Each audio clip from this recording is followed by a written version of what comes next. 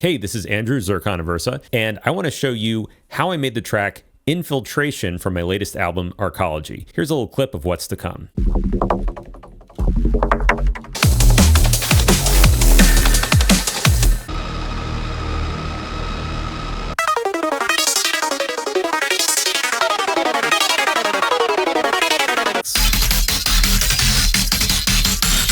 All right, now I'm not going to show every single element of the track because that would take forever, but I do want to show some of the highlights and some of the techniques that might inspire how you make music. As you can see, I use FL Studio for everything. I've tried Live, Reaper. I'm just an FL Studio guy. Right off the bat, I want to say that I use mostly soft synths, and of the plugins that I have, you'll see a lot of Vital, Serum, a little bit of Nexus, Zebra 2, Contact, but this bass sound,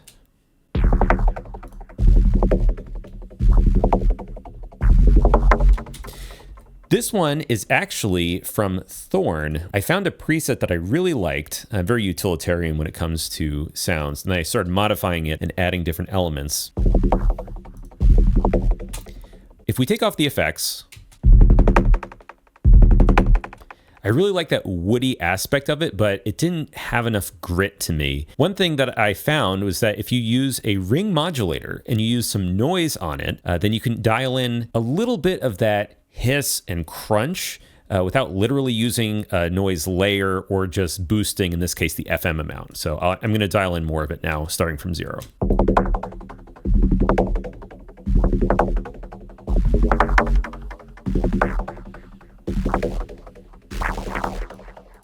So it can get pretty wild. And then there's also an automation layer happening. I've got Volcano 3. This is just a wonderful filter. It's probably my favorite.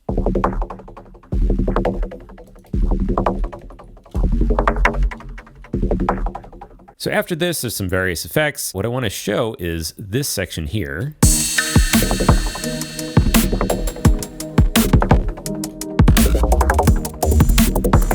There are a lot of sounds on this track that actually come from my modular synthesizer, which I want to do a whole video about that, maybe multiple videos, but this is one of them. This drum loop came from analog hardware.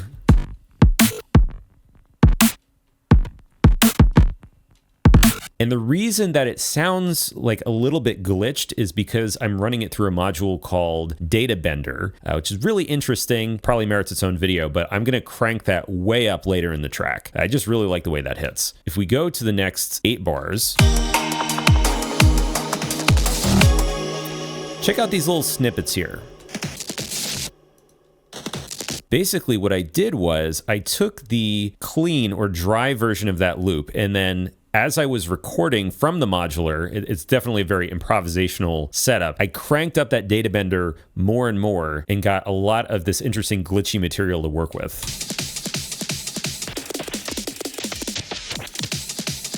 So lots of repeats. It's kind of like almost a hardware version of D Blue Glitch or something like that. And I took that and I used pieces of it all throughout the track. There's one. Another here.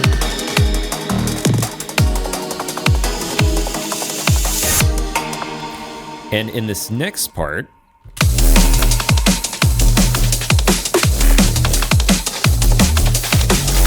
there's several modular elements here. One is the glitched breakbeat. Not all the processing is from the modular. If you take a look at what I've got going on in the mixer, there's some extra compression, some EQ, the good old sound goodizer, one of my favorites. So here's without effects.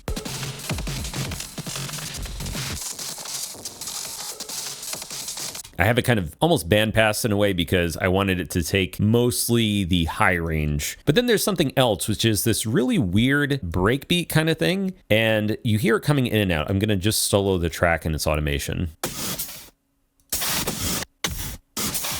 It's actually a spectral reverb called Aurora. And this just sounds really cool. I'm going to take off the automation so you can hear it.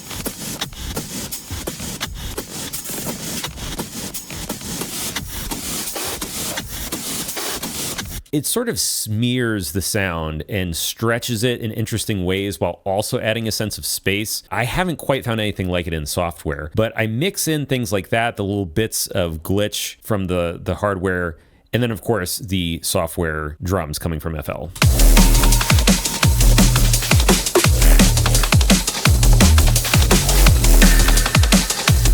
And some of those elements soloed.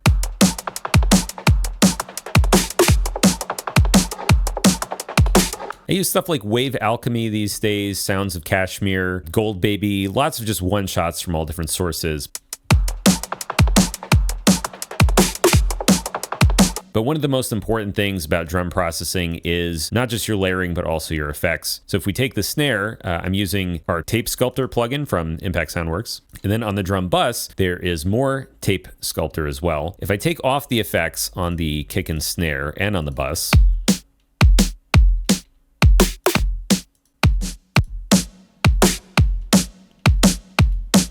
that tape drive sounds really, really good in tape compression. Oh, by the way, you can see that in my projects, there's a lot of stuff that's unused. And this is just sort of how I work in general. I often experiment with different ideas. If I don't like something, rather than completely deleting it, I'll just mute it. Sometimes it's almost like a Ship of Theseus situation where the song might start in one state. I might end up using a completely different set of 10 patterns by the end of the song for that section. But to get there, I had to kind of do it piecemeal, switching out like, oh, let's see if we try these drums. Oh, these drums sound good, but now the bass doesn't sound great. But having these patterns sort of in the back pocket is really nice because sometimes you'll grab something from earlier, an idea or a scrap, and then try it later, and it just helps things gel together. So for the bass, let's check out this sound. This is actually a custom Vital sound. Let's hear some of the layers in isolation. This one is automated, so you don't hear it all the time. There's some nice format scaling there. I think this is a lot of the sound. And then this is mostly just a bass, mostly just a sine wave. And a lot of the movement of it comes from the automation of these filter layers. Without the filters, you really lose a lot. But you really can't have a great bass sound for this kind of music without automation. And there's several macros being automated, but the main one is this macro 3, which is bringing in that top one. Listen here. And there's not really any secret for drawing this kind of automation. It's just whatever I feel like would sound good for rhythmic emphasis when it comes to any drum hits or melody, which in this case there isn't any. The other thing I want to show is actually this drone here, which is in the background, just adding a little bit of extra rhythmic movement. What is this thing, right? Let me play it without any effects.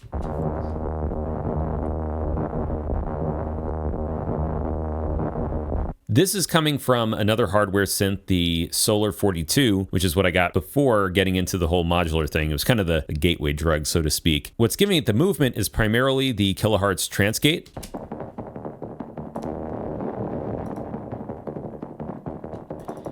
And this is what you would call a Euclidean rhythm. This has 22 steps rather than repeating exactly evenly on the bar or every 2 bars or 4 or 8. It's 22 beats long, which just gives it this sort of off-kilter feel that I think matches the rest of the track pretty well. And then later on, there's another drone in the same channel, also coming from the Solar 42, which sounds like this.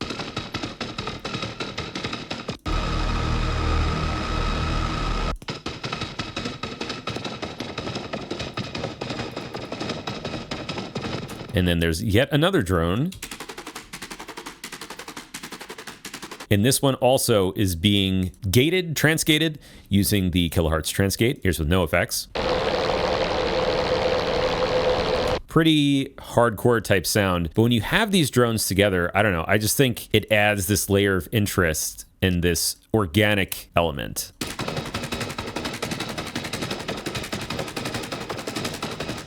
So moving on, I want to show this build-up section, which I think is pretty fun.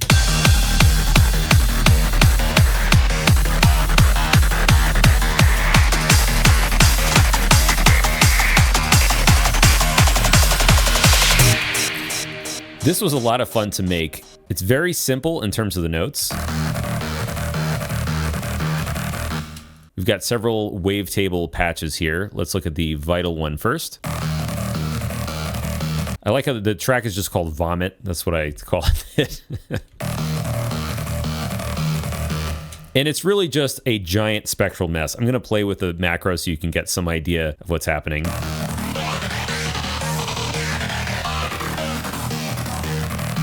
I like the idea of a macro knob that does a lot of things. So this is changing the time skew of this layer. It's changing the filter position, all kinds of stuff. And then of course there's a ton of effects, and I think it's modulating at least one of these as well. And it sounds great. I love it. So when you automate that and then you layer it, let's check out the Serum one now, track 31, which is called Bass Scream. Appropriately named, I think. And this is mostly FM from the sub oscillator.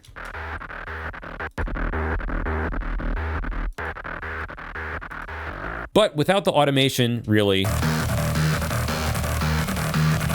it's very static. So what gives it that movement is manipulating the macros here, as well as the reverb. That's what gives it that sense of space every now and again.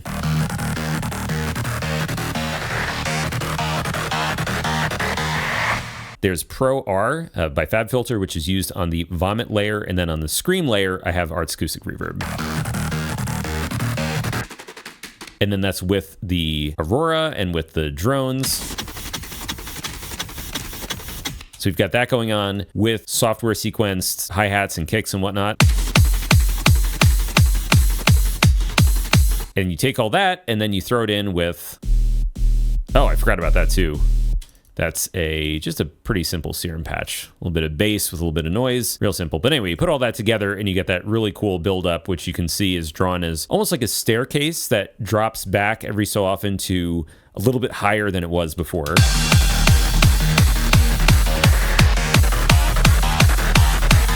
Also in this middle section, we've got a lot more from the Modular.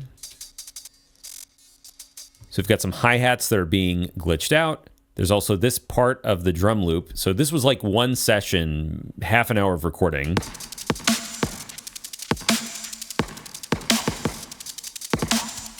And this is the same session from the beginning of the song. That's layered with this.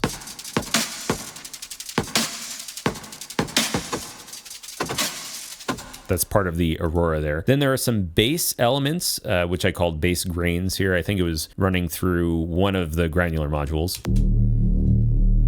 Doing chord progressions and moving notes in the modular world is a little bit harder than just sort of letting things ride as drones. So what I did was I chopped up the performance and I just did the different chords there, as you can see the different objects. And then when the chords change,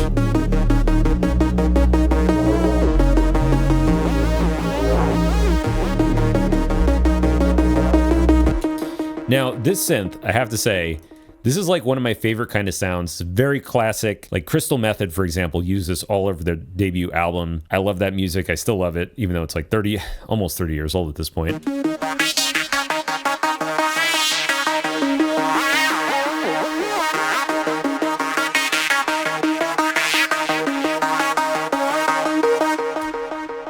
Fundamentally, it's just a saw going through a filter, but it's the motion that you use that kind of gives it all the fun. So with no effects, it sounds like this. The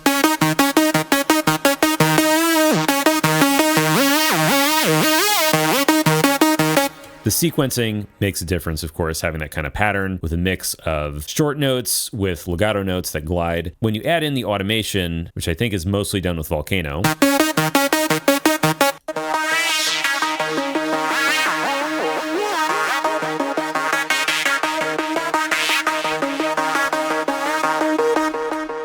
and then that's on top of other EQ here, which is just, it's all to taste. There's never any one approach to EQ. It was just whatever sounded good in the mix at the time. Now, later on, this buildup here, so I want to talk about this briefly.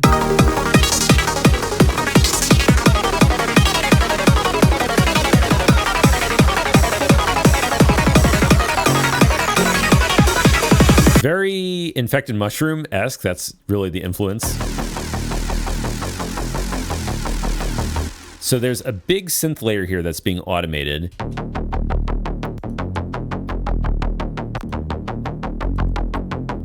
just a little shaping with the effects here. But it's really a pretty simple sound. It's mostly saw with unison and then this other waveform with unison, but I'm not doing a whole lot of wave shaping automation or anything like that. Mostly just filter movement. And then Nexus, which I know is sort of much maligned, there was just a really great acid sound from here called the acid, creatively enough. And this thing just begs to be automated, by the way, with no effects. Now, if we play that, you can see the cutoff here being automated. Infected Mushroom, Prodigy, these sounds are very classic, but when you combine them together, we took that saw synth from earlier and we just sort of put it into overdrive with sequencing and the automation of it.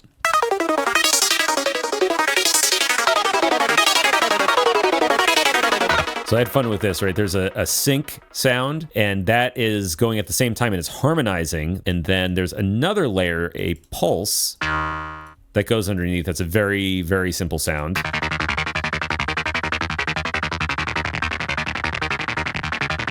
But when you put it all together, you get that awesome, just like kind of chaos.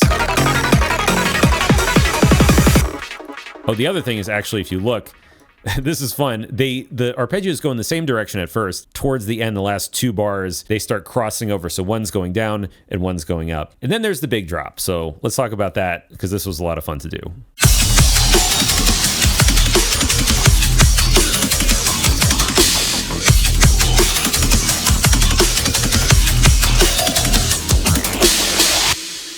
It took a while to figure out how do I follow up the section before it. Like, it needs to be really heavy, and I was trying a lot of different stuff. And it wasn't until I started using spectral processing. So the core of the drum sound is coming from this kick and snare loop, and it's being reinforced, but this is the gist of it. But if we take off the effects,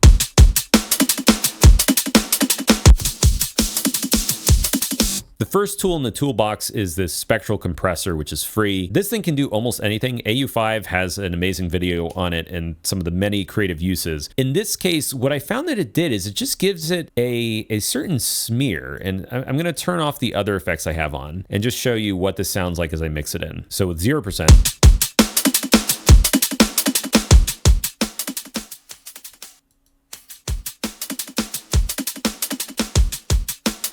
So it's like a filter, but it's also affecting the dynamics, but it's also changing the balance and kind of smearing the transients a little bit. OTT, of course. EQ to carve it out further. And then what happens on some of the notes is I'm automating in I Wish, which is a great plugin for glitchy effects. That's a little hold there. So let's check out the bass now. First, there's the sub.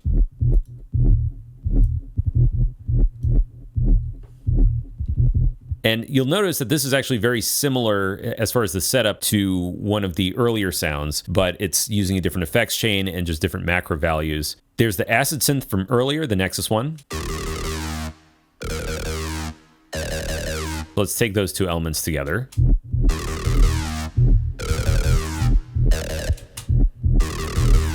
And you'll hear that they're not just playing the same exact notes. By staggering them, again, it gives it a more interesting effect and allows us to take up a little bit more of the frequency spectrum by not having everything on every note all the time. And then this next part is really just madness. It's like a bunch of Serum and Vital patches. The exact content almost doesn't matter. It's being automated so much. And here's the layer.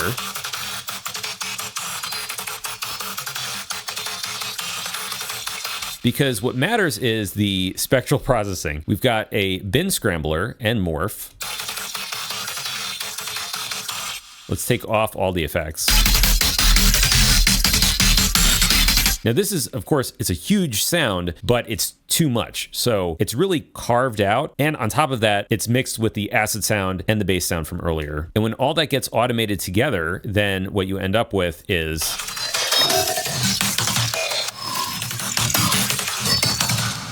this. Again, it took a very long time to get here. A lot of different experiments with the modulation, figuring out the right blend of effects, not making it so over the top that you can't even hear what's going on. And then later on,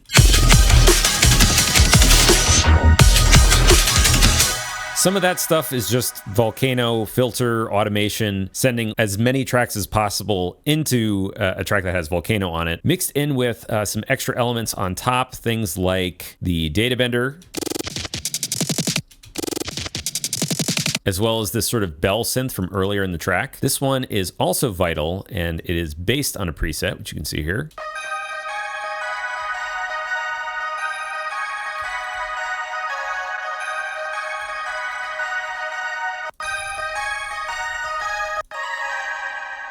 For the last part, it's pretty much just another version of that same massive buildup from earlier, but with more elements, more of everything.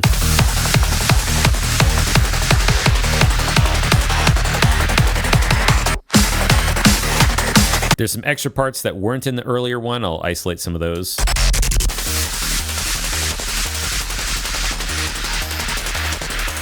So these ones are layered. It is the same notes as that earlier buildup, but just using an extra synth or two. And you know what? This is the problem when you don't label anything. So kids, label your projects. It really makes a big difference. Some more glitch elements from the modular system. I really feel like, I don't know, there's something special about using a hardware setup, committing to the sound. It's more hands-on. Of course, the major trade-off of using a modular system is that there is no preset recall. Once you've created the patch, that's it. You can't get it back. So unless you take a picture and painstakingly recreate it, which I don't do, I don't know if anybody does that. It's like you've committed it, that's the end of it. Something else that I've enjoyed doing is using some kind of airy element like a cymbal or a white noise burst. And Sounds of Kashmir, this one's called an exhaust, and taking this and automating it. And you can see I'm using it almost as like a percussive element, like on the hi-hat offbeats. So if I take that out, then it's just going to be pretty much just noise. I find that sometimes rather than using something with a sharp transient like a hi-hat, if I want to fill up more of that space, then using literal noise like that and gating it, giving it some kind of rhythmic effect, that can sound pretty interesting. And then there's the very end of the track, which is of course very subdued.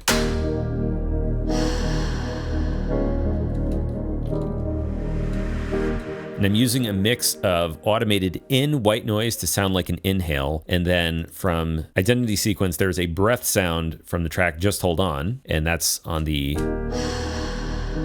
other measures. There's Keyscape in action.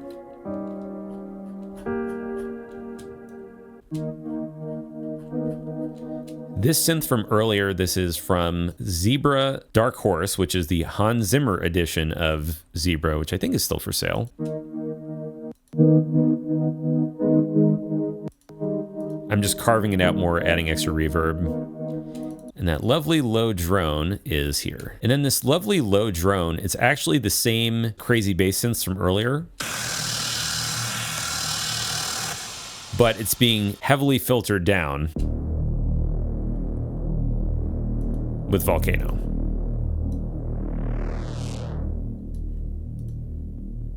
And yeah, so that is the track and some of the key components. I glossed over a lot of the small and maybe less important stuff just to highlight some of the specific techniques. A lot of this automation, again, I'd spend hours just playing with different shapes, different rhythms to figure out what felt like it gelled the most. Because one of the tricky parts of making music that's super dense and super layered is just going overboard and having that constantly, like every second, having this massive wall of sound. It gets fatiguing very quickly, and that was really what was happening. I had to make sure I was putting in these moments of lower dynamics, something where the drums would stop and have a glitch effect, filtering down, anything just to add that dynamic contrast, like having the big middle section that's very pared down. And not just having this like heavy drum and bass break the entire time. Like I think probably at least half the song is actually lower dynamic. So yeah, I'd like to hear what kind of techniques you're using, what you might like to see more of. If you want to make fun of my project organization, that's more than fine. But otherwise, this has been Zircon. I'll see you in the next one.